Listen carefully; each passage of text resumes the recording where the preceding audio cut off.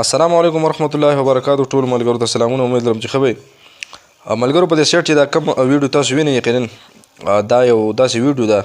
د جینیاتو په حواله باندې چې یاره په چا باندې پیریان یا وغیره نور داسې کوم مرضونه چې وي روحاني علاج باندې با کېږي. نو دا زموږ یو ډېر خوږ ورور قاري صاحب چې کوم دی هغه د دې علاج کوي او بار بار یې ما سره رابطه وکړه. نو ډېر مریضان چې کوم دی الله پاک ولې شفا ورکړې په دې سیټ تاسو دا ویډیو وینئ. نو تاسو راځئ لاول د دې دا لږ شارټ کلیپس وګورئ د دې ویډیو وګورئ او انشاءالله بیا چې د موبایل رابطه وغیره سوي نو هغه زه ستاسو سره د دې شیر کوم. زیاتره په کورونو کې دا مسلې چې کوم دی راځي په زنانو باندې هم راځي بالکل په نارینهو باندې هم راتلی شي دا مسلې چې کوم دي د پیریانو هغه غیره دا چې کوم دي په کور کې ډېرې زیاتې پریشانیانې بیا چې کوم دی جوړوي. نو خلک ډېر زیات پریشان دي چې یاره اوس څوک نو او الله مکه که د چا په کور کې داسې څه مسلې وي نو تاسو بالکل د دې قاري صاحب سره د کانټیکټ نمبر تاسو په دې ویډیو کې به انشاءالله درکوم تاسو ته یا تاسو وینئ نو د ده سره رابطه کولی شئ او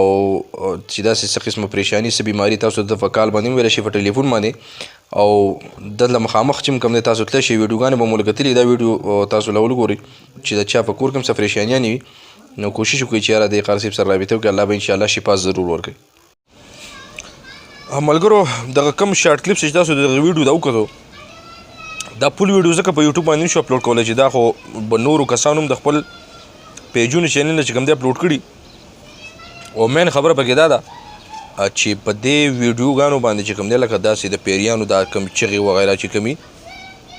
دا یوټیوب والا نه مني نو چې د دې کوم اولنی چینل ته د دغې خپل دغه ویډیوګانو شیر کړی نو بیا خو بالکل ته پې شوره کولی چې حاجي محمد الله دی که څه دی وغیره هغه هم خپل دغه چینل چې کوم دی داسې چلی. نو زموږ ټولو ملګرو ته خواست دی چې الله پاک دې لاول داسې بیماري چې کوم دی په یو کور کې پیدا کوي نه او که چېرته بیا داسې بیماري پیدا هم شي نو موږ تاسو له پکار دی چې یاره د هغه کس نه تپوس کوو چې څوک د چا په لاس باندې الله پاک ولې شفا ورکړي او ښه کړی وي.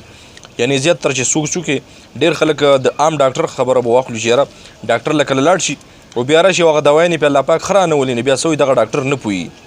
نو حالانکې هغه ډاکټر په خپل ځای باندې ښه تکړه دی خو په دې دوایانو کې او په دې هر دم درود کې به دې کې د شفا صرف هغه الله پاک اچوي هغه لوی ذات پکې اچوي.